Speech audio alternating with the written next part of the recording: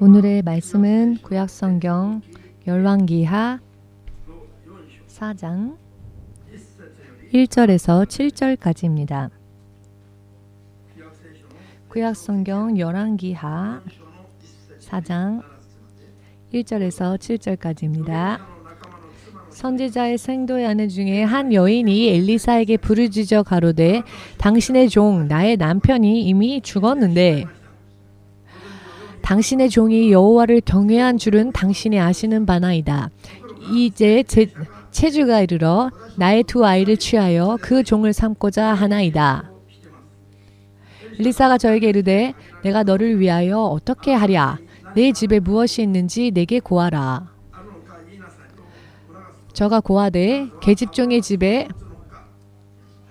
한 병 기름 외에는 아무것도 없나이다. 가로되 너는 밖에 나가서 모든 이웃에게 그릇을 빌라. 빈 그릇을 빌되 조금 빌지 말고 너는 내 두 아들과 함께 들어가서 문을 닫고 그 모든 그릇에 기름을 부어서 차는 대로 옮겨 놓으라.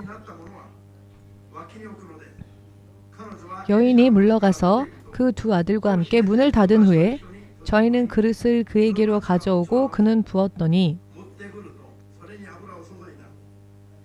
그릇에 다 찬지라. 여인이 아들에게 이르되 또 그릇을 내게로 가져오라. 아들이 가로되 다른 그릇이 없나이다 하니 기름이 곧 그쳤더라. 그 여인이 하나님의 사람에게 나아가서 고한데 저가 가로되 너는 가서 기름을 팔아 빚을 갚고 남은 것으로 너와 내 두 아들이 생활하라 하였더라. 아멘. 기도하겠습니다. 지금도 살아계시며 온 세상을 창세 이전 세우신 통치 계획을 근거로 다스리시는 주되신 하나님, 오늘 주의 이름을 부르는 주의 자녀들이 주의 통치 법칙을 바르게 알게 하시고 가까이 가게 하셔서 주의 계획 안에 약속되어진 생명과 축복을 바르게 약속대로 모든 것을 받고 하나님의 사람으로 영육 간의 충만함을 받은 그 어느 것 하나 결여됨이 없는 결핍이 없는 간증과 고백이 항상 이루어지는 믿음 위에 설 수 있도록 돌아갈 수 있도록 진리의 말씀을 통하여 깨닫게 하여 주시옵소서. 예수 그리스도의 거룩하신 이름으로 기도합니다. 아멘.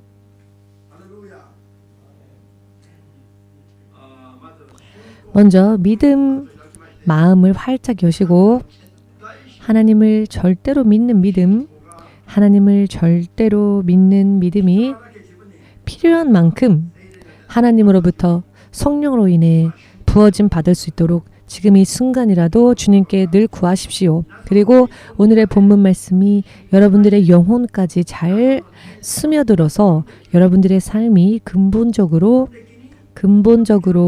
근본적인 것부터 변화되어질 수 있도록 그렇게 구하시길 바랍니다. 또한 지금부터 주께서 주시는 말씀이 목사님의 개인적인 학문의 연구 결과가 아니라 여러분들이 믿고 또한 여러분들을 다스리시는 영원한 주되신 하나님의 입술에서 나오신 말씀이며 약속이며 또한 우리가 지켜야 할 명령이라는 것, 이 말씀을 지키면 우리는 주님과 더불어 주의 약속 안에 영원히 살 수 있습니다. 이것을 확실하게 믿어야 합니다. 아멘 되십니까? 시간이 지나면은 결과가 나오기 때문입니다. 하나님의 말씀이 실현되어지느냐, 실현되어지지 않느냐, 이것은 시간이 흐르면 결과가 나오기 때문에 확인할 수 있습니다. 지금까지 23년 동안 제가 목회를 하면서 결과가 나올 때마다 만일 그 결과가 잘못된 것이었다면 두 번 다시 전할 수 없었겠지요. 그러나 가면 갈수록 결과가 명확하게 드러나며 이것밖에 없구나.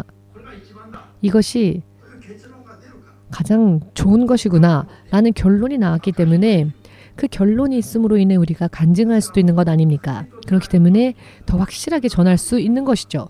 그리고 그와 같은 것이 바로 주님의 말씀입니다. 모든 말씀이 우리에게 귀중하나 오늘 본문의 말씀은 또 근본적인 부분에 있어서도 중요한 말씀이니 여러분들이 믿음을 가지고 들으시고 또 따를 수 있도록 기도하시기 바랍니다. 예수 그리스도께서 세상에 지극히 가난한 모습으로 가장 낮은 모습으로 오셨고 또 십자가 위에서 가장 비참한 모습으로 죽으신 모든 이유는 여러분과 저의 모든 죄를 다 담당하시고 대신 우리를 그 저주에서 죽음에서 가난에서 빈곤에서 질병에서 우리를 건져내시고 모든 불행 속에서 우리를 건져내시고 하나님의 구원을 약속하시기 위함이었죠. 하나님의 구원에는 영원한 하나님의 나라를 상속하는 것뿐만이 아니라 우리가 이 땅에서 사는 동안 필요한 모든 사람이 필요로 하는 모든 것 또한 약속해 주고 계십니다. 주께서 구원을 선언하셨을 때에는 생명의 구원만이 아니라 질병이 치유받는 것도 구원이지요.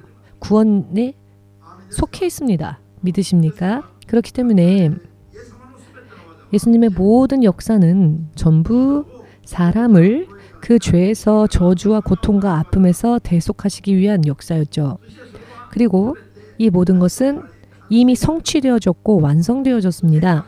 또한 약속되어졌습니다. 그러나 그렇다고 해서 세상 모든 사람들이 다 구원을 받고 세상 모든 사람들이 다 하나님의 약속 안에 들어가느냐? 그렇지는 않지요. 믿는 자만이 들어갑니다. 그런데 믿는 자 중에서도 믿는 자는 모두가 다 풍성해지고 모두가 다 건강해집니까? 혹은 믿는 자는 모두가 다 행복해집니까?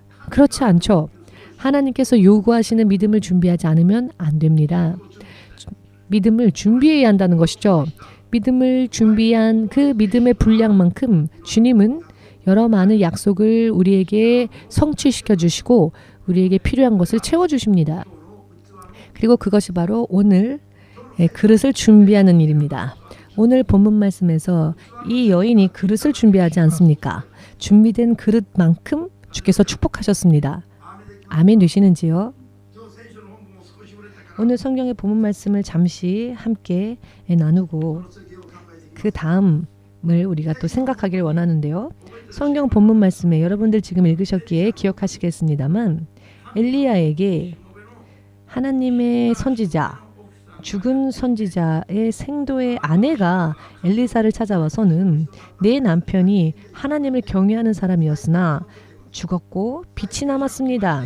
빛이 남았기에 빚쟁이가 찾아와서 만일 빚을 갚지 못한다면 너의 두 아이를 데리고 종으로 팔겠다, 종을 삼겠다 라고 한다는 이야기이죠.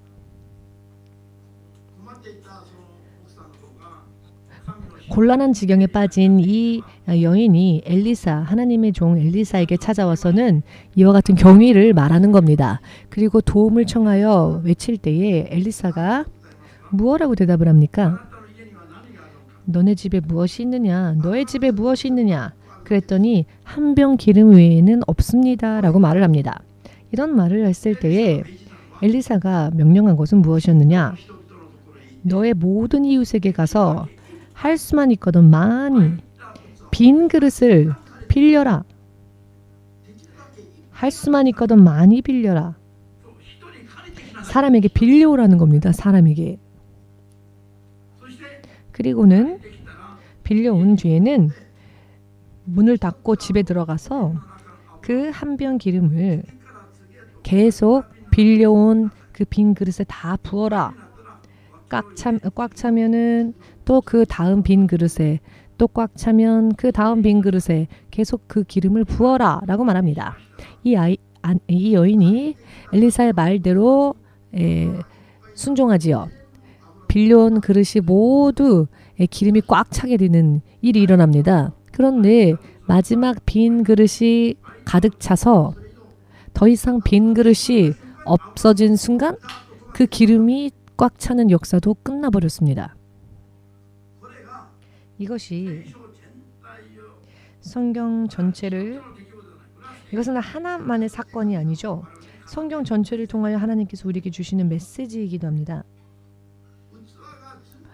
그릇이 준비되어진 그 분량만큼 우리는 주님 앞에 부으심을 받을 수 있습니다. 모든 면에 있어서 그렇습니다. 아멘 되십니까? 만일 엘리사가 많이 빌려오라 라고 했을 때 이 여인이 오늘 빌려온 것보다 2배, 3배 더 많은 그릇을 할 수만 있거든 더 많이 빌려와서 준비했다면 그 모든 그릇이 기름으로 꽉 찰 때까지 기름이 그치지 않았을 것입니다. 믿으신다면 주님께 영광을 돌리시기 바랍니다. 빌려온 그릇이 없어졌을 때 하나님이 역사하신 기름의 부으심도 그쳤다라는 것을 믿으십니까? 이것이 바로 하나님과의 관계를 우리가 어떻게 맺어야 하는가, 어떻게 행할 때 어떻게 되는가, 내가 하나님께 어떠한 것을 선한 것을 얻고자 원하는 사람들이 반드시 알아야만 할 하나님의 역사의 방법이라는 것을 믿으시기를 주 예수의 이름으로 축복합니다. 오늘날 크리스찬들, 예수님의 이름이 공평하게 주어졌어도 자기에게 무언가 없으면 구하지 않죠. 이제 없으니까 아무것도 없기 때문에 못합니다 라고 말합니다. 예수님의 이름은 공평하게 우리에게 주어졌는데 자기를 보고는, 자기의 상황을 보고는 나는 없어요, 나는 약해요, 나는 가지지 못했으니까 이렇게 말하고 포기합니다. 도전하지 않습니다. 도전하지 않기에 주께서 주신 약속에 가까이 나아가지를 못하며 그것은 불신이 되는 것이죠. 오늘 이 선지자의 생도가 죽었는데 이 죽은 선지자 생도의 아내는 아무것도 가진 것이 없었습니다. 그래서 그가 외친 것이죠. 누구에게 외쳤습니까? 결국 하나님께 외친 겁니다. 하나님의 종에게 말한 것은 하나님께 외친 것과 같습니다. 모든 면에 풍족하다면 기도할 일이 없었겠죠. 여러분들에게 영원한 생명이 이미 있었다면 여러분들이 예수님의 이름을 구할 필요도 없었겠지요. 우리에게 없기 때문에 예수님, 그 생명이 있으신 분에게 우리가 구하는 겁니다. 오늘 이 선지자 생도의 과부가 얼마나 곤란한 지경입니까? 집에 있는 전 재산이 한 병 기름이랍니다. 한 병 기름밖에 없는 이런 상황 속에서 빚을 갚지 못하면 2 아이를 뺏길 지경입니다. 빚쟁이에게. 너무나도 힘들고 어려운 상황인데 자기 힘으로는 어떻게 할 수 없었기 때문에 하나님의 종을 향해, 하나님의 사람을 향해 하나님께 외친 것이죠. 그랬더니 승리할 수 있는 방법, 어찌하면 그 고난을, 환난을 넘어갈 수 있을지 이 하나님의 사람이 가르쳐 주는데 그 가르쳐 준 방법이 그릇을 준비하는 것과 하나님의 기름 부으심이었습니다.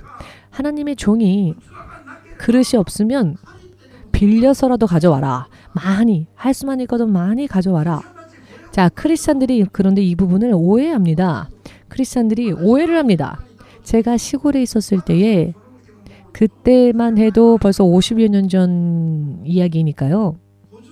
50년, 60년 전의 이야기이니까 한국도 그 당시에는 자기 토지를 가지지 못한 사람들도 있었고 또 그 토지가 있어도 생산하는 곡물의 그 양이 적어서 1년 내내 부족한 그런 경우도 많아서 이 곡식을 빌려서 먹고 또 그 다음 년에 밭에 뿌릴 씨가 없으니까 그 씨조차도 빌려서 또 자기 밭에 뿌립니다. 뿌릴 씨가 없다고 해서 빌려서라도 뿌려야지, 빌려서라도 뿌리지 않으면 아무것도 수확이 없죠. 그러나 빌려서라도 뿌리면 30배, 60배 결실이 있습니다. 결실이 있고 자기에게 들어오는 게 있죠. 그러면 자기가 빌려온 만큼의 씨앗을 돌려줍니다. 그래도 남는 게 있다는 겁니다. 여러분, 이거는 가르쳐주지 않아도 스스로 농부들은 잘 알고 이렇게 행합니다. 그런데 오늘날 세상에 많은 기업들이, 세계적 기업들이 말입니다. 은행에 융자 없이 자기들만의 자산으로, 자기들만의 자본금으로 커다란 세계적인 기업을 이룩한 회사는 거의 없을 겁니다. 큰 기업이면, 대기업이면 대기업일수록 나라나 금융회사나 운명 공동체처럼 연결되어 있고 대부분이 융자를 통해 새로운 투자할 때는 융자를 받고 투자합니다. 그런데 융자라는 게 결국 빚입니다. 빚. 나라의 돈을 빌리기도 하고 은행 돈을 빌리기도 하고 하여 회사에 투자를 합니다. 그리고 나서 이익이 남기면 그 이익 속에서 변제하고 또 나머지 이익을 자신들의 것으로 하는 것이죠. 그런데 이것은 지극히 당연한 이야기입니다. 이것이 이상한 이야기가 아니라는 것이죠. 세상에서는. 그런데 크리스찬이 되면 하나님 앞에만 나오면 오히려 세상의 상식조차 통하지 않는 전혀 융통성이 없는 사람인 것처럼 어리석게도 둔해져 버린 마음으로 변해버립니다. 어찌하여 하나님 앞에서는 갑자기 그 생각하는 사고방식이 바뀔까요? 상식적으로, 세상에서는 상식적으로 하는 일이, 여러분 오늘 엘리사가 뭘 합니까? 빌려서라도 가져와라. 그리고 하나님 앞에서 하나님으로부터 축복을 부음받을 준비를 하라 라고 말합니다. 이것이 보이지 않아도 이해가 안 돼도 믿음으로 받아서 앞으로의 여러분들의 운명을 믿음으로 바꾸는 그와 같은 믿음으로 서시기를 주 예수의 이름으로 축복합니다.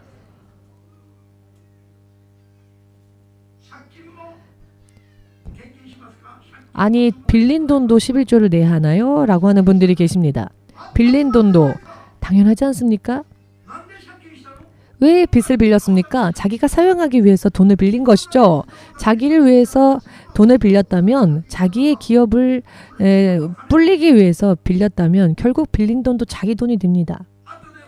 나중에 빌린 돈은 되돌려주고 빌린 돈이 내 안에 들어오면 그 돈이 바로 내 돈이 되고 그 돈으로 무언가를 영위할 수 있습니다.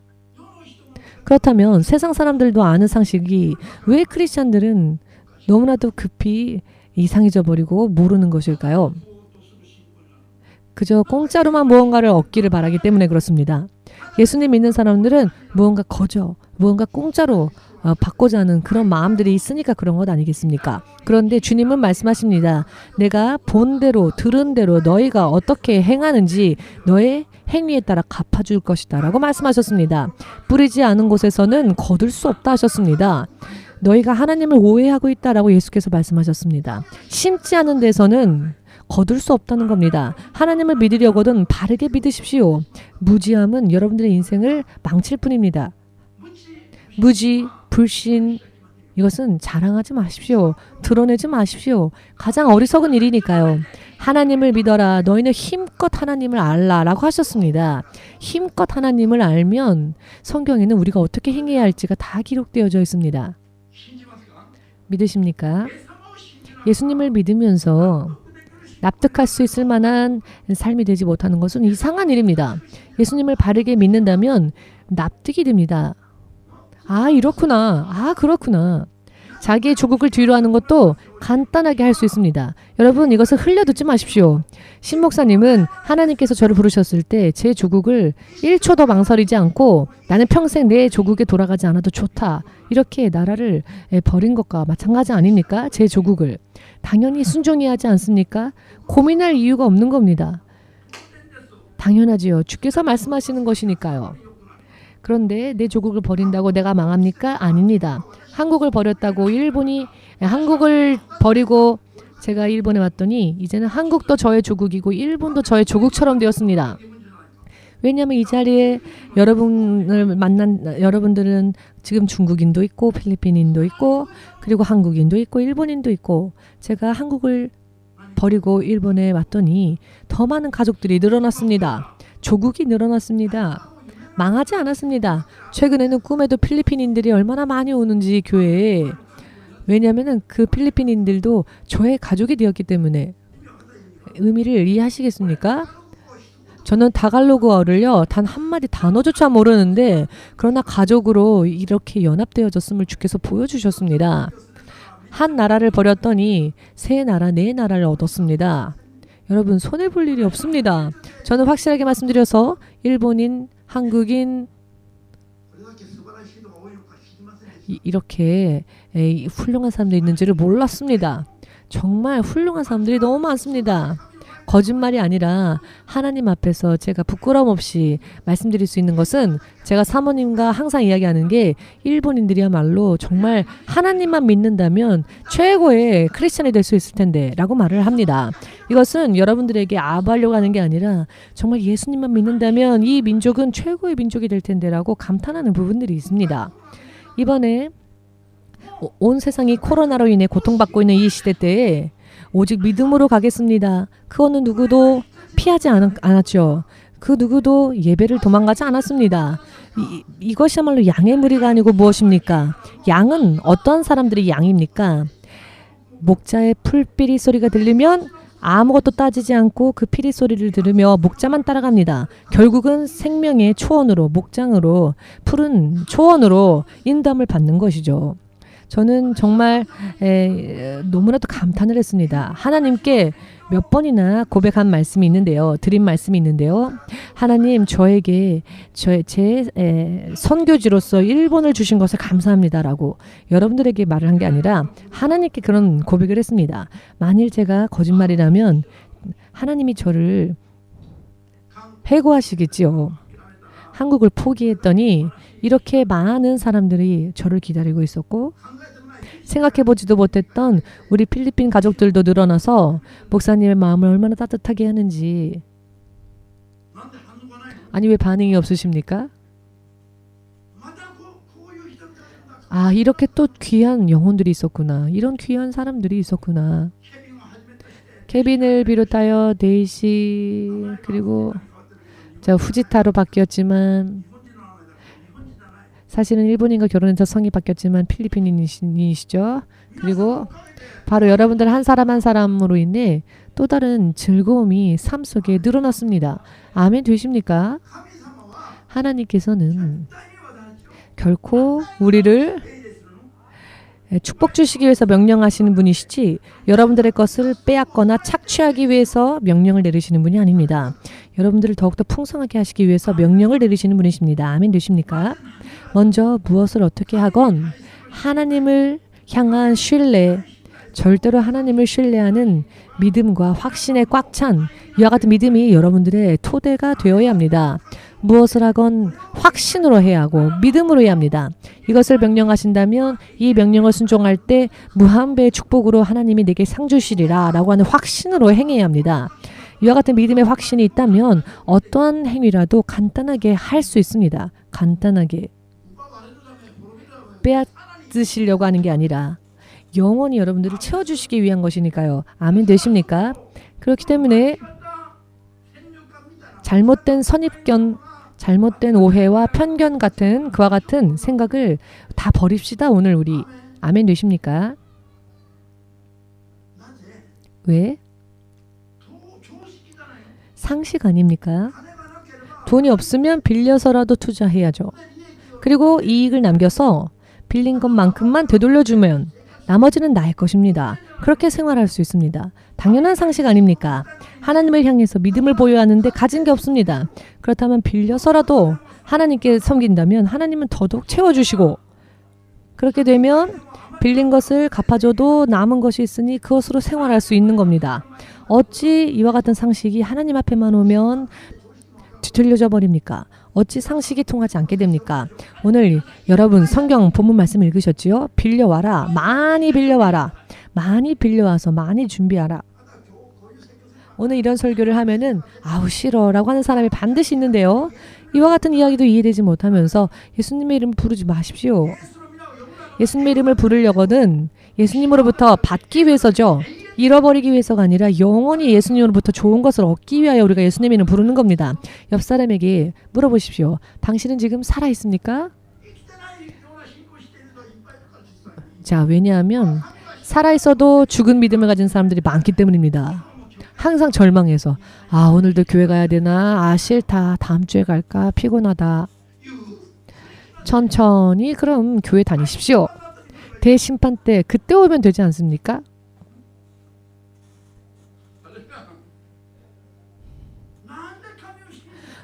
왜 하나님을 믿지 못하십니까? 예수님을 구원주라고 믿습니다 라고 말하면서 말만으로 하는 것은 믿음이 아닙니다. 그것은 고백일 뿐이죠. 하나님, 제가 하나님께 왔습니다 라고 인사한 정도인 겁니다. 겨우 사탄에게 도망쳐서 하나님 제가 지금 왔습니다. 이것이 바로 하나님을 믿습니다. 고백한 단계입니다. 자, 고백을 했다면 고백만 했는데 이걸로 완성된 겁니다. 겁니까? 아직 식탁에도 앉지 못했고 아직 밥도 먹지 못했고 아직 아무것도 받은 게 없지 않습니까? 고백했다면 돌아왔습니다 라고 고백했다면 돌아왔습니다 하고 하나님 앞에 인사했다면 거기서부터죠. 그때부터는 구체적으로 하나하나 행해야 합니다. 자, 오늘은 구체적으로 사람의 믿음을 가장 빼앗는 것, 그리고 이것을 지키면 또 사람을 가장 풍성하게 하는 것, 하나님과 가장 밀착될 수 있는 것, 그것에 대해서 오늘은 설교하겠습니다. 다음 주도 계속 설교할 것입니다. 오늘은 성경이 말씀하시는 사람을 하나님으로부터 떼어놓은 것, 그리고 다시 사람을 하나님께로 돌아가게 하는 것, 그것이 무엇이냐? 그것이 물질입니다. 사람이 하나님을 떠날 때 무엇 때문에 떠났습니까? 선악과라 하는 물질의 유혹에 졌지요. 물질의 유혹, 먹을 것, 마실 것, 입을 것에 졌기 때문에 예수님을 떠난 겁니다.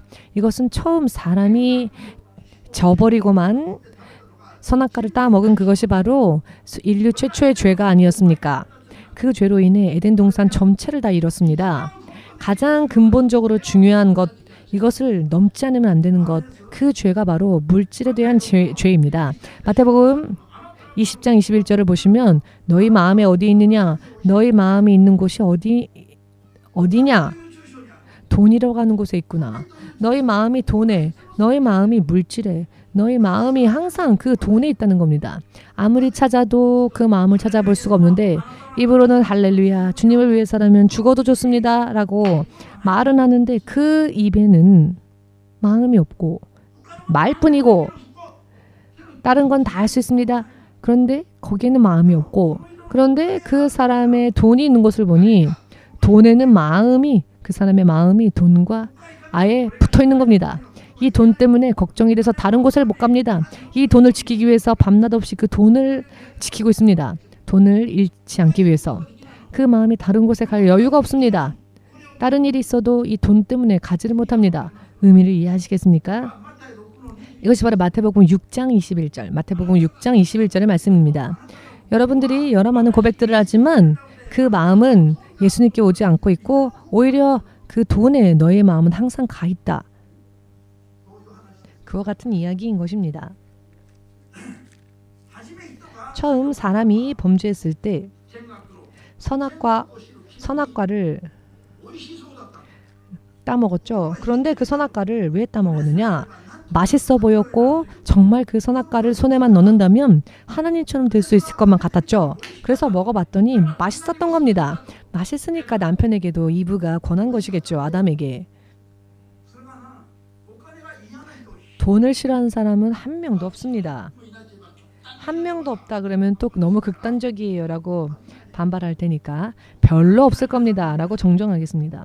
돈을 싫어하는 사람은 별로 없죠. 돈이 이렇게 많이 있어도 돈이 또 들어오면 입이 찢어집니다.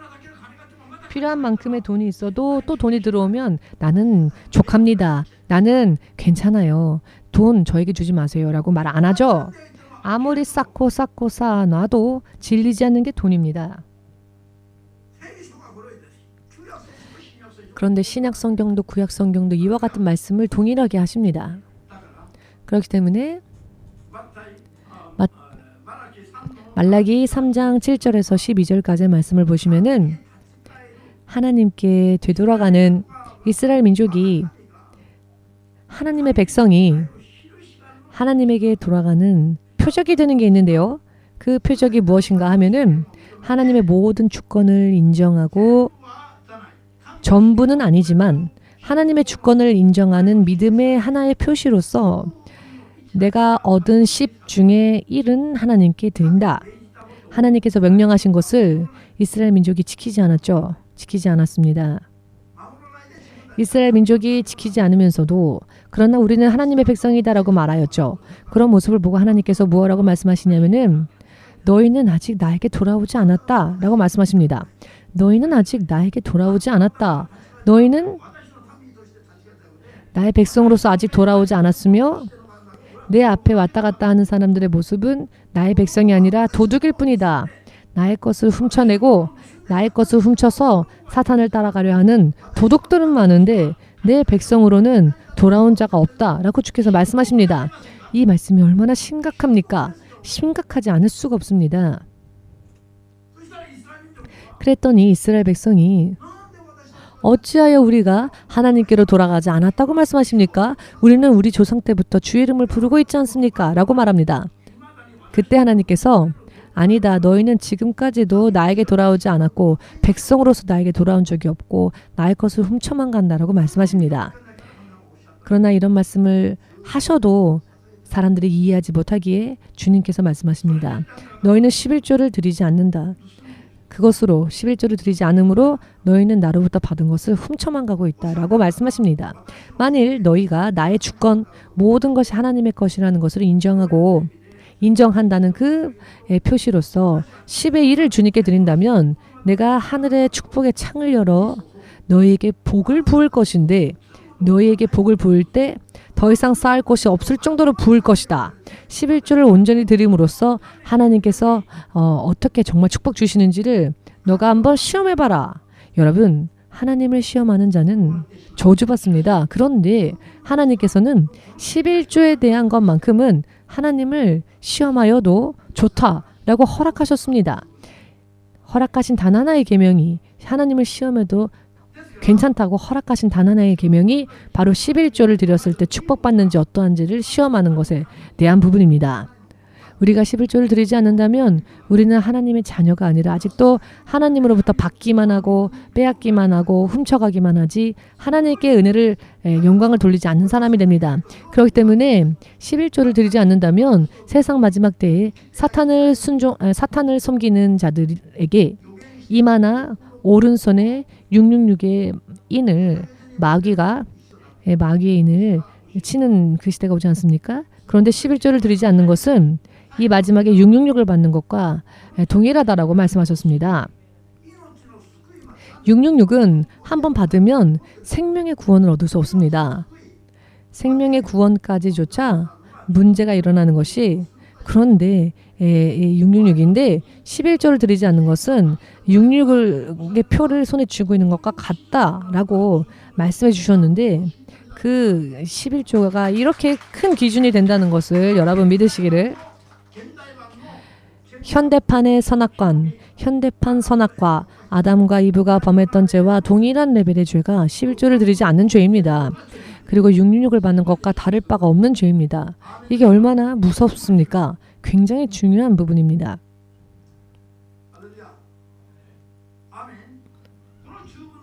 이 11조는 교회 가니까 너무 힘들다. 알았어요. 자, 받으세요. 이런 믿음으로 드리면 또 안 된답니다. 마태복음 23장 23절에 보시면 예수께서 말씀하시는데 11조는 하나님의 주권을 인정하고 하나님을 사랑하여 하나님을 신뢰하여 하나님의 법대로 온전히 바르게 드려야 한다라고 드리는 행위뿐만이 아니라 믿음도 사랑도 감사도 다 더하여 하나님의 주권을 인정하는 믿음으로 하나님 앞에 온전히 드리지 않으면은 그것은 결국 껍질뿐인 것이 되어버린다 라고 주님께서 확실하게 가르쳐 주셨습니다. 아멘 되십니까? 그리고 믿음은 이와 같은 일을 행함으로 내가 하나님의 사람으로서 천국의 복의 문을 열어 축복을 받는 사람이 되며 이 마지막 때에는 사탄이 여러 많은 시험을 합니다. 여러분, 황충을 보냅니다. 황충이라고 하는 것은 메뚜기 같은 것이죠. 여러분, 우리 밭에 황충이 오면 메뚜기가 그 밭에 있는 소산물을 다 먹어버리면 엄청난 재산의 소실이 오지 않습니까? 영적으로도 우리 삶에 황충이 온다고 하는 것은 병에 걸림으로 생각하지도 못했던 출비, 지급, 돈이 지출이 생기게 되고 혹은 사고로 인해 혹은 여러 많은 불행한 일로 인해 재물이 새는 겁니다. 그러나 하나님의 법칙대로 11조를 드리는 사람은 하나님께서 보호해 주십니다. 지난번에 어떤 사람이 이런 말을 했는데요. 목사님, 이걸 제가 보고해야 할 것 같습니다. 라고. 집을 빌리는데 집을 빌리려면은 미리 보증금을 내는 부분들이 일본에는 있는데요. 이 보증금 낼 돈이 없어서 어떡하지? 라고 했더니 그쪽 빌려주는 쪽에서 보증금 필요 없다라고 해줬다라는 말을 하는 겁니다. 그 사람이 하나님의 법대로 온전히 살았더니 하나님께서 역사해 주셔서 사실은 내야 할 지출까지도 하나님께서 지나가게 하셔서 돈을 지출하지 않고 새어나가지 않아도 되도록 이렇게 지켜주신다는 겁니다. 우리가 하나님의 법을 지키면 하나님으로부터 여러 많은 지원이 옵니다. 정말로 천국의 문이 열려서 나에게 복이 지금 쏟아지고 있는지 혹은 천국의 문이 닫혔는지를 자기가 경험할 수 있다는 이야기입니다. 축복의 문이 열렸는지 닫혔는지. 그리고 여러분, 감사 헌금에 대해서 생각해 봅시다. 신명기 16장 16절에서 말씀을 보시면은 왜 감사 헌금을 내야 하는지에 대한 이유를 주님께서 세 가지로 말씀하시는데, 이스라엘 백성이 애굽에서 인도하심을 받아 하나님의 백성이 되었다라고 하는 것에 대한 감사. 이와 마찬가지로 우리가 세상의 죄인이었다가 하나님으로 인해 구원받아 하나님의 자녀가 되었음에 대해서 감사해야 합니다. 빈손으로 나와서는 안 됩니다. 내가 구원받은 것을 믿는다면은, 감사한다면 당연히 하나님 앞에 빈손으로 나오지 말라 하셨습니다. 어떻게 행하느냐? 내가 받은 축복의 양만큼, 내가 받은 축복의 분량만큼 하나님께 너의 힘껏 드려라 라고 하십니다. 그리고 두 번째로는 앞으로 미래에 받게 될 축복을 위해서 미리 씨 뿌리는 의미로서 또 감사 예물을 드려라. 의미를 이해하시겠습니까? 정말 지금 너무너무 힘들지만 주께서 나에게 내 장래에, 내 미래에 주께서 축복을 주실 것을 믿습니다. 그 믿음으로 미리 씨를 뿌리는 겁니다. 그것이 감사의 예물이 됩니다. 이 말씀이 바로 신명기 16장의 12절에서 17절까지의 설명입니다. 할렐루야.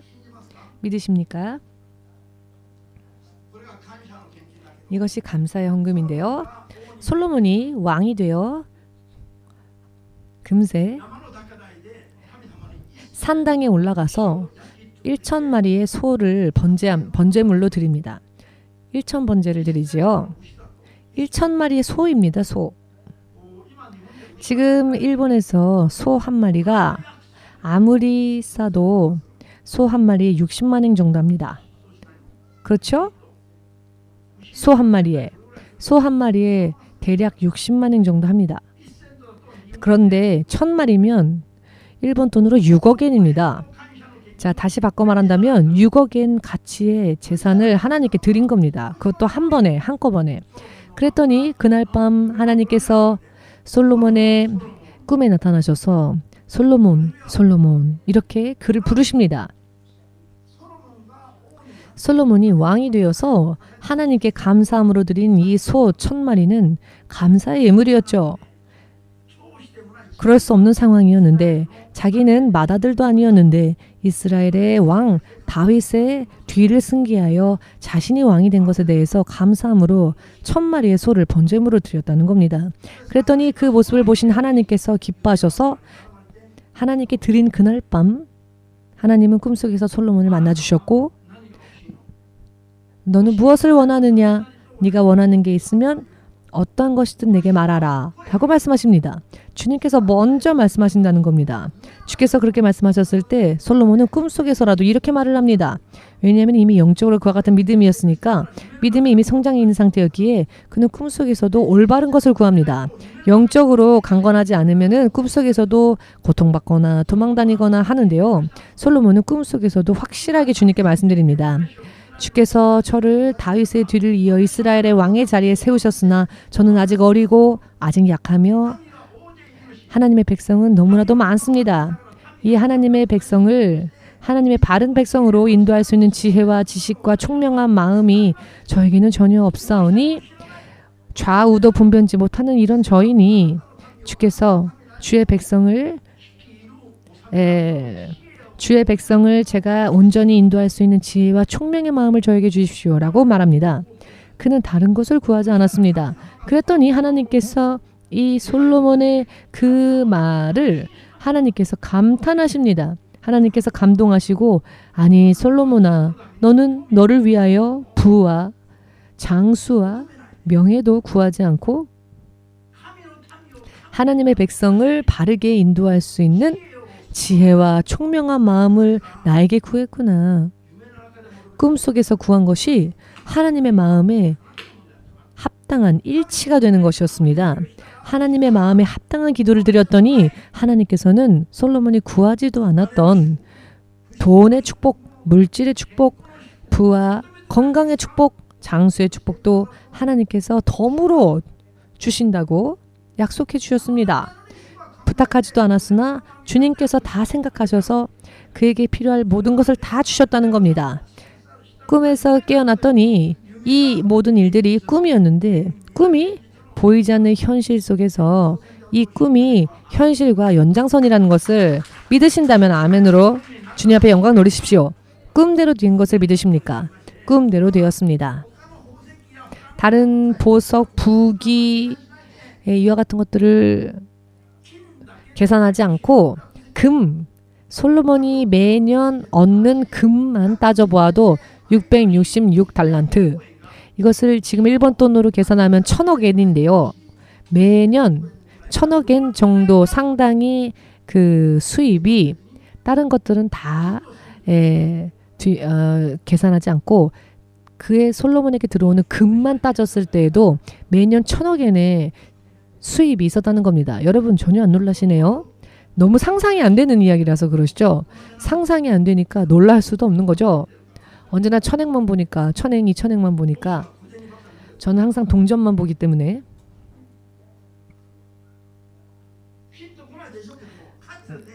느껴지지 않는 어떤 공감이 없을 수도 있습니다만 역사 속에서 일찍이 이런 축복을 받은 자가 솔로몬 이외에 없었다고 성경은 말씀하십니다. 인류 중에 가장 많은 부와 건강과 지혜와 총명한 마음과 축복을 하나님으로부터 받은 자는 바로 솔로몬이었습니다.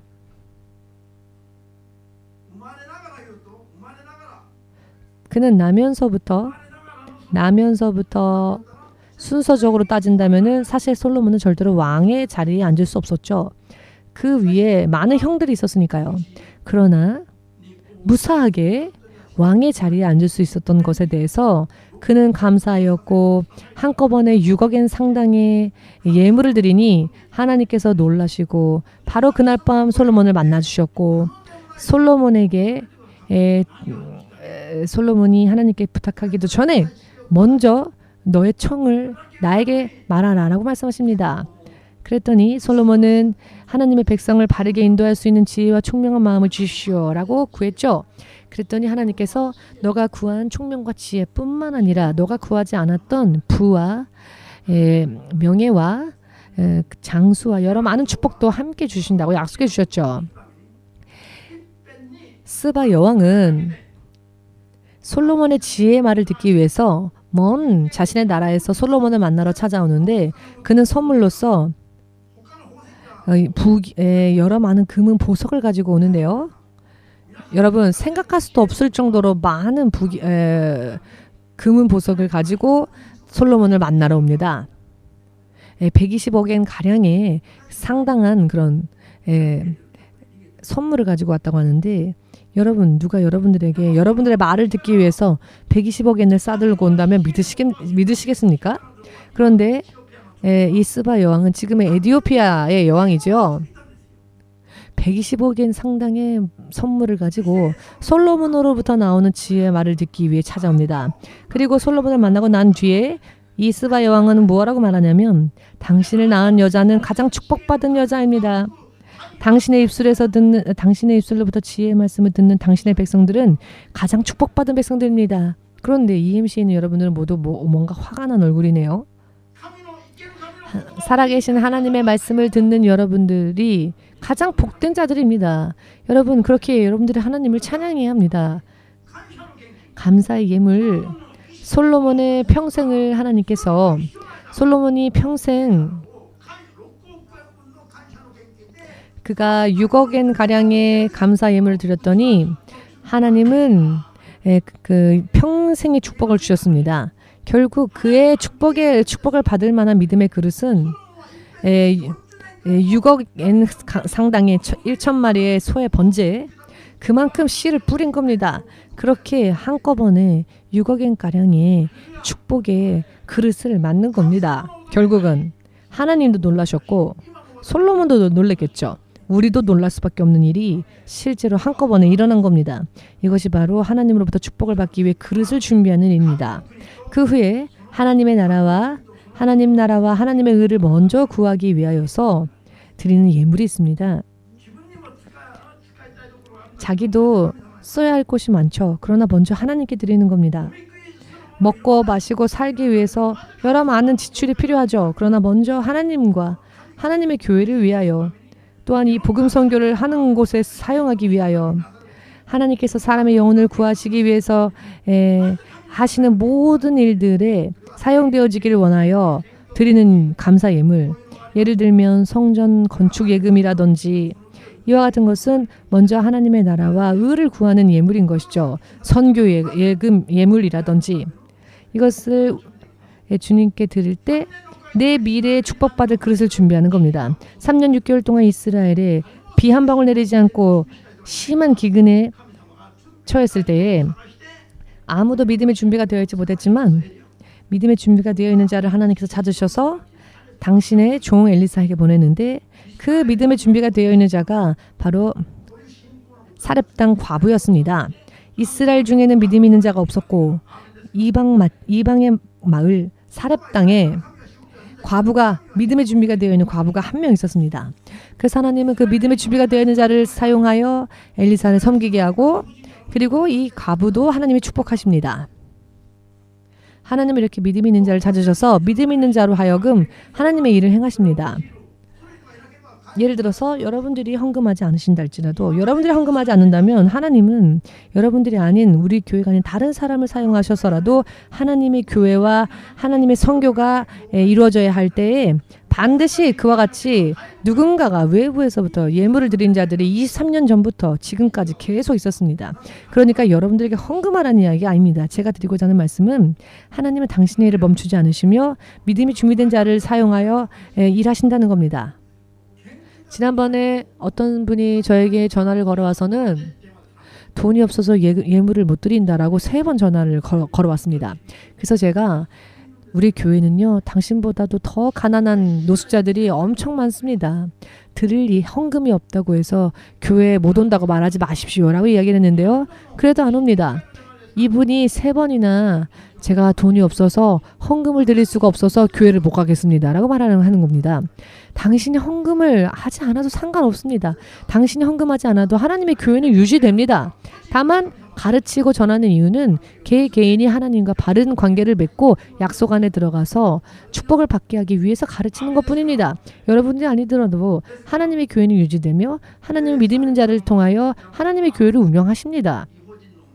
사렙당의 과부는 이방인이었죠. 그런데 그 믿음이 준비되어 있는 그 과부의 집에 하나님이 엘리사를 보냅니다. 엘리사가 그 집에 가보니 가장 가난한 과부였습니다. 그 집의 유일한 재산이 한 움큼의 밀가루와 이것을 반죽하여서 구울 만큼의 기름밖에 없었습니다. 이 마지막 식량을 반죽해서 빵을 구워 먹으면 이제는 더 이상 먹을 식량이 없어서 죽을 날만 기다리고 있어야만 했습니다. 과부와 아들이 있었는데요. 마지막 남은 식량이 고기도 아니고 한 움큼밖에 없는 밀가루. 이렇게 가난한 곳에 하나님이 당신의 종을 보내십니다. 하나님께서 왜 이 과부에게 하나님의 종을 보냈을까요? 그 과부를 더 짓밟기 위해서였을까요? 아닙니다. 이렇게 가진 것이 없더라도 믿음만 있다면 하나님께서 어떻게 역사하시고 축복하시는지를 보여주시기 위해서, 온 이스라엘에게 알게 하시기 위해서 이 과부를 택하신 겁니다. 사정을 들어보니 눈물이 날 수밖에 없습니다. 마지막 식량은 한 움큼의 밀가루고 이것을 구울 기름밖에 없으며 이것을 먹고 나면 죽을 날을 기다릴 수밖에 없는 희망이 없는 가정에 하나님이 주의 종을 보내시는데, 엘리사가 이런 말을 합니다. 그래, 그러면 너희들의 계획대로 그 빵을 만들어라. 그러나 너희가 그 빵을 먼저 먹기 전에 그 빵을 만들고 난 뒤 먼저 나에게로 가져오라 라고 말합니다. 아니, 엄마와 아들이 먹고 나면 죽을 수밖에 없는 마지막 식량을 먼저 주의 종에게 가져오랍니다.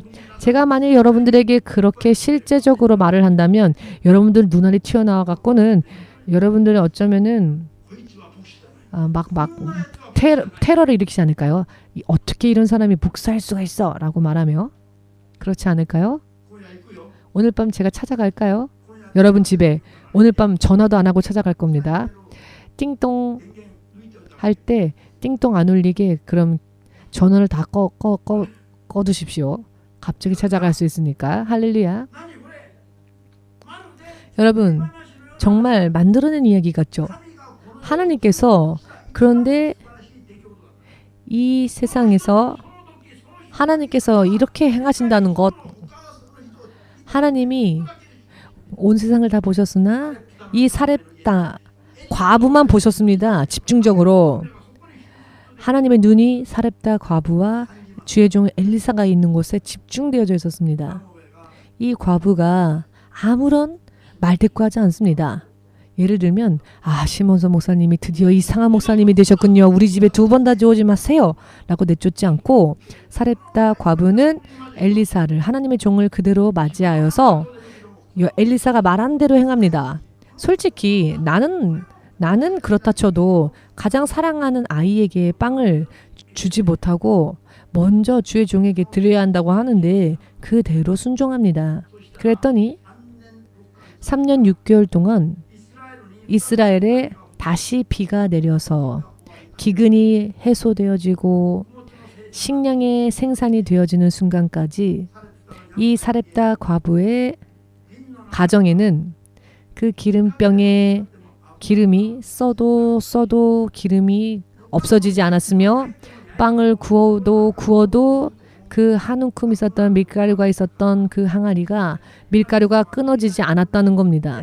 하나님은 보이지 않는 방법으로 역사하셔서 자고 깨어나면 항아리에 밀가루가 차 있고 기름이 차 있고 만들어 먹고 그 다음날 아침에 일어나면 또 차 있고 이것이 바로 하나님의 나라를 우선적으로 구하는 자들에게 하나님이 다 생각해 주시고 그 사람을 책임져 주신다는 간증입니다. 하나님의 나라와 의를 먼저 구하는 우선적인 믿음으로 드리는 감사 예물도 이렇게 있는 겁니다.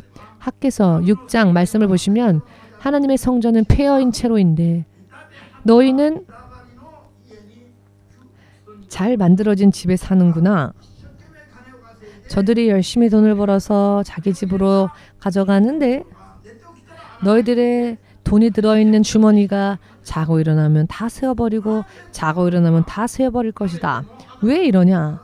먹어도 따뜻하지 않으며 옷을 입어도 먹어도 배부르지 않고 옷을 입어도 따뜻하지 않으며 마시고 먹어도 갈급함이 해소되어지지 않으며 어떻게 인생이 이럴까? 수입이 없는 게 아닌데 왜 이렇게 지출이 많을까? 이렇게 백성들이 한탄할 때 하나님께서 학개 선지자를 통하여 그 이유를 말씀하십니다. 너희는 하나님의 성전은 폐허가 되어 있는데 하나님의 집을 돌아보지는 않고 너희 집에 빨랐다. 그래서 그렇기 때문에 아무리 열심히 손에 넣어도 시간이 지나면 다 새버리고 인생이 피곤해졌을 뿐이다. 라고 학개를 통하여서 하나님께서 이스라엘 백성을 그렇게 가르치셨다는 것을 믿으시기를 주 예수의 이름으로 축복합니다.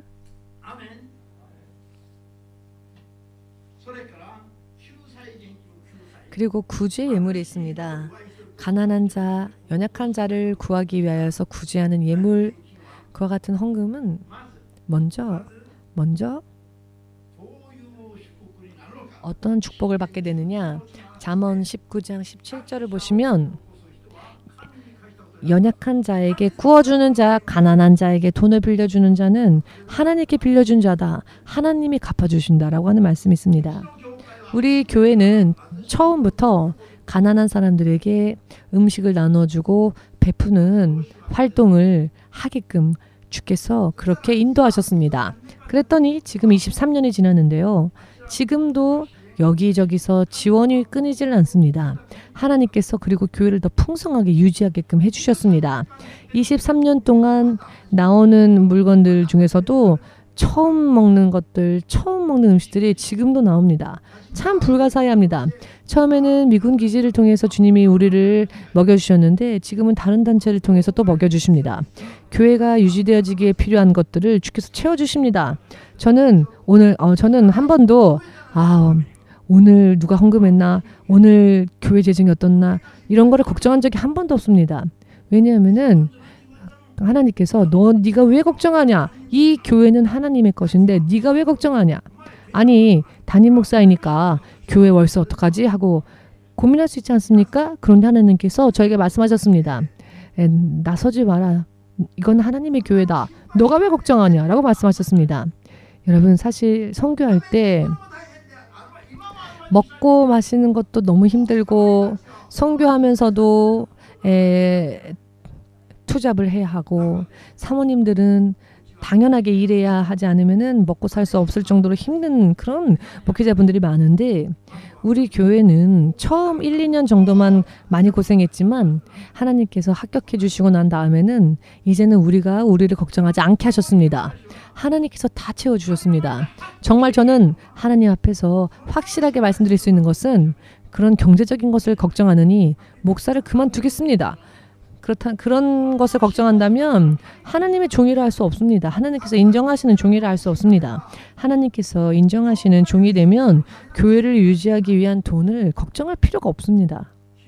걱정할 필요가 없습니다. 최근에 양말을 신어도 양말이 벗겨지고, 양말을 신어도 양말이 벗겨지고, 이 고무줄이 늘어나서 양말이 늘어나서 불편하네 했더니 기무라상이 양말을 이렇게 많이 갖고 왔습니다. 100엔에 2켤레랍니다. 신어보니까 너무너무 좋은 겁니다. 이렇게 좋은 양말을 처음 신어봤습니다. 발에 딱 맞습니다, 양말이. 여러분, 웃지 마십시오. 내가 불편하다 생각하면 하나님이 다 채워주십니다. 제가 말씀드리고 싶은 게 이 부분입니다. 생각만 해도 채워주십니다. 100엔에 2켤레 양말이 이렇게 발에 편할지 전 처음 알았습니다. 이 신축성이요, 얼마나 좋은지. 이 양말이 영어로 뭐라고 말을 해야 할까요?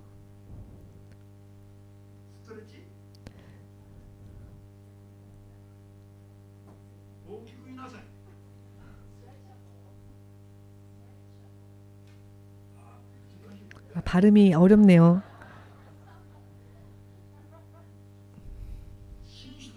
얼마나 신축성이 좋은지. 이게 전혀 양말이 안 벗겨집니다. 한번 신으면.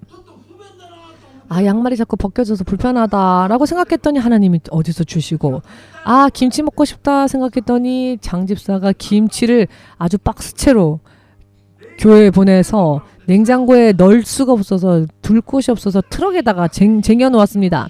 그랬더니 지난달에 신학생들 지방에서 다 올라와서는 그 김치를 먹으면서 얼마나 좋아하는지, 김치 너무 맛있어요. 우리 도닥가 형제가 언제부턴가 김치를 너무너무 좋아하게 돼가지고 다른 음식들은 필요 없고 김치만 먹어도 좋다고, 다른 반찬 안 집고 김치만 집길래 불쌍해서 왜 김치만 먹냐 했더니, 저는 김치만 있으면 밥 먹을 수 있습니다. 이렇게 김치가 좋답니다. 김치만 있어도 밥을 이렇게 많이 먹을 정도로. 여러분, 하나님 앞에 우리가 먼저 옳게 행하면 먹고 싶다라고 생각만 해도 하나님이 채워주십니다. 저는 김치 먹고 싶다라고 생각만 했을 뿐입니다. 작년에는 우리 노숙자들에게 고기 먹이고 싶은데 라고 생각했더니 갑자기 고기가 덩어리채로 와서, 그것 때문에 사모님이 어깨를 지금 많이 아픕니다. 이 꽁꽁 언 커다란 고기 덩어리를 계속 칼로 잘라도 끊이지 않고 들어오니까, 이 고기를요, 작년에 계산해봤더니 1년 동안 10,000엔가량의 고기가 들어왔습니다. 왜 안 놀라시죠? 생각하는 것만으로도 이렇게 하나님이 채워주십니다. 왜냐하면 하나님이 합당하다고 하셨기 때문에. 하나님으로부터 받을 만한 믿음의 그릇의 준비를 했더니 하나님이 방방 부어주십니다.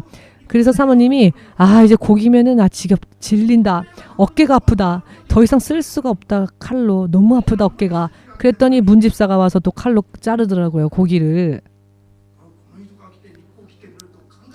이 사람이 와서 고기를 잘라줄 줄은 생각도 못했는데, 주께서 인정해 주시면, 주께서 옳다 하시면, 가렵다 하면 바로 가려운 데를 긁어주십니다. 하나님께서. 하나님의 마음에 우리가 합한 자가 되고 축복의 준비를 하면요, 믿음의 그릇을 준비하면은 정말 하나님을 찬양하지 않을 수가 없습니다. 할렐루야. 여러 많은 간증들이 많습니다만 마지막으로 회개. 여러분, 또 여러 많은 예물들이 있겠지만은 마지막으로 또 여러분들에게 드리고자 하는 이 예물에 대해서 설명을 드린다면은 회개를 할 때 드리는 예물입니다. 여러분, 회개할 때 예물을 드리면 이것은 거슬러 올라가서의 회개까지 됩니다. 제가 예전에 여러분들에게 확실하게 말씀드린 적은 없었는데, 왜냐하면은 여기까지 이야기하면은 사람들이 다 도망갈지도 모르겠다 싶어서 솔직히 제가 그걸 권면한 적은 없었는데, 사실 작년 말부터 하나님께서 이것을 다루시기 시작했는데요. 성경에도 나와 있으니까 회개를 할 때 말로만 용서해 주세요 눈물 흘리면서 회개하는 그 회개로 충분하느냐라고 주께서 작년 말부터 신학생들을 통해서 주님이 먼저 가르치기 시작하셨습니다. 그렇구나. 생각해보니 그렇네. 신학생들이 범죄하고 혹은 하나님이 앞에 순종하지 못하고, 순종해야 할 때 순종하지 못하고, 충성을 다해야 할 때 충성하지 못하고, 만일 그때 순종했으면 많은 영혼들을 구원했을 텐데 순종하지 못하고 도망다니다가 이제 와서 용서해 주십시오, 이제 충성하겠습니다, 순종하겠습니다 하면은 앞으로 열심히 해도 순종하지 못한 부분에 대한 만큼은 힘든 부분들이 있지요. 그때 회개를 하지 않습니까? 그런데 하나님께서는 거슬러 올라가서의 죄의 청산을 위해서도 예물을 드리면 어떻게 되느냐? 열릴 것 같지 않았던 문이 열리고 앞으로의 길이, 뒤늦게 온 사람이 아무리 열심을 해도 하나님께서 보고 계시는지 어떠하신지 그런 사람들이 많은데, 이런 사람일 경우에는 지금까지 하나님 앞에 순종하지 못했던 부분에 대해서 회개함으로 또 예물을 드리면 하나님께서 그 사람을 하나님께서 쓰시는 그릇으로 또 만들어 주신다라고 하는 부분에 대해서 여러분들도 믿으셨으면 좋겠습니다. 지금 설교를 통해서 전부 다 말씀드릴 수는 없지만 이와 같은 의미의 예물에는 이와 같은 의미 있습니다. 앞으로 하나님께서 나를 사용해 주시고 혹은 내 앞날이 열리기를 원하는 사람이 있다면 거슬러 올라가서의 죄에 대한 부분도 회개하면서 기도하면서 그리고 이해가 안 될 때는 목사님한테 상담하면서 여러분들 주님 앞에 예물 드리십시오. 그러면은 여러분들의 미래가 바뀌게 될 것입니다. 자, 어찌하여 하나님께서 이것을 강조하시는가? 오늘도 주님께서 말씀하시는데 여러분들이 말로는 얼마든지 무엇이든지 할 수 있습니다. 손과 발로는 얼마든지 할 수 있습니다. 그러나 돈이 연관되어지면 하지 못하는 선이 있습니다. 그렇기 때문에 믿음을 확인하시기 위하여서 여러분들의 믿음을 확인하시기 위하여서 때로는 여러분들의 마음에 붙어있는 물질을 사용하여 하나님은 여러분들의 믿음을 보실 때가 있습니다.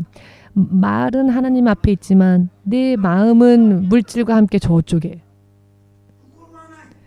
말은 하는데 그 말에 마음이 없습니다.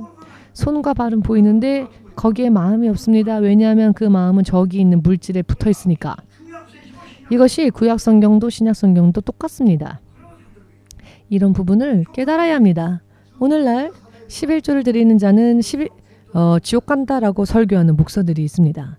그런데 그런 사람은 목자라고 말할 수 없습니다. 그런 설교를 들으면 그런데 사람들이요 얼마나 좋아하는지 아십니까? 11조 안 해도 되니까 부담스럽지 않거든요. 안 해도 좋습니다. 라고 주님이 가르치셨습니까? 주께서는 우리에게 말씀하시길 마음이 있으면 마음을 다하고 뜻이 있으면 뜻을 다하고 힘이 있으면 힘을 다하고 생명이 있으면 생명을 다하여서 너의 주 하나님을 섬기라라고 하셨습니다. 그것은 우리가 손해보는 것이 아니라 영원히 우리를 채워주시기 위함입니다. 이 세상을 사는 동안에도 하나님 앞에 방방 쓰임 받고 또 하나님은 여러분들 그렇게 축복하시길 원하기 때문에 여러분 하나님의 말씀과 명령과 율법은 결국은 여러분들을 자유롭게 하는 것입니다. 율법이라 하면은 결박당한다라고 대부분의 사람들이 생각하지요. 그러나 성경은 자유를 우리에게 주는 것이 율법이라고 합니다. 율법은 지킨 자에게 자유를 줍니다. 율법을 지켜보십시오. 율법을 지키면 결박당하는지 자유로워지는지. 야고보서는 구약 성경이 아니죠. 야고보서는 예언서도 아닙니다. 야고보서는 신약 성경입니다. 그런데 야고보서를 보시면 율법은 우리에게 자유를 주는 것이라고 말합니다. 사탄의 결박에서 빠져나와 하나님의 자녀로서 마치 물 만난 물고기처럼